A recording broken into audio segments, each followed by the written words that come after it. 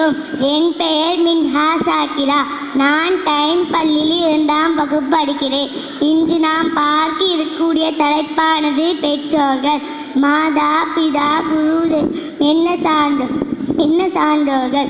வணங்க தகுதியானவர்களே, வரிசையில் முன்னிலையில் தாய் தந்தை ஆகிய பெற்றோர்களை முதன்மைப்படுத்தி உள்ளனர்.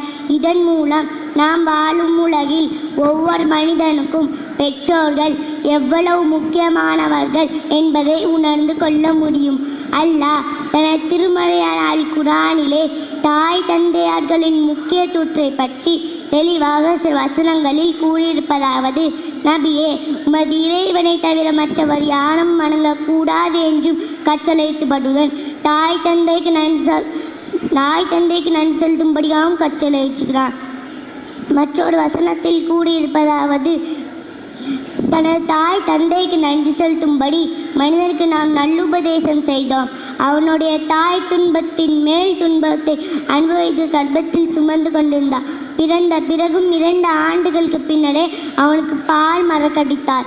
ஆகவே நீ எனக்கும் நன்றி செலுத்து, உன்னுடைய பெற்றோர்களுக்கும் நன்றி செலுத்து. முடிவில் நம்மிடமே வந்து சேர வேண்டியிருக்கிறது என்று அல்லாஹ் திருமறையில் கூறுகிறான். இந்த உலகில் உயர்ந்த நிலையில் அடைந்த ஒவ்வொரு மனிதனும் தன்னுடைய பெற்றோரை மதித்து கௌரவமளித்தவரே ஆவர். தன் பெற்ற குழந்தையை வளர்த்து நல்வழியில் ஆளாக்குவதற்காக தங்களை தியாகம் செய்யும் தியாகிகளான பெற்றோர்களை நாம் மதித்து வாழ வேண்டும். சிறுவர்களாக நாம் இருக்கையில் கண் இமைப்பார் காத்த என் பெற்றோர்களை வயோதிபம் அடைந்தால் அவர்களை சி என்று கூறி ஒதுக்காமல் அவர்களை கண் கலங்காமல் பாதுகாப்பது அவர்களுக்கு நாம் செய்யக்கூடிய உபகாரமாகும். வாழ்வில் எத்தனை துன்பங்கள் இருந்தாலும் தங்களுடைய குழந்தைகளுக்காக சதித்து கொள்ளும் பெற்றோர்களை மதித்து பாதுகாப்பது வாழ்வின் மிக முக்கியமான கடமையாகும்.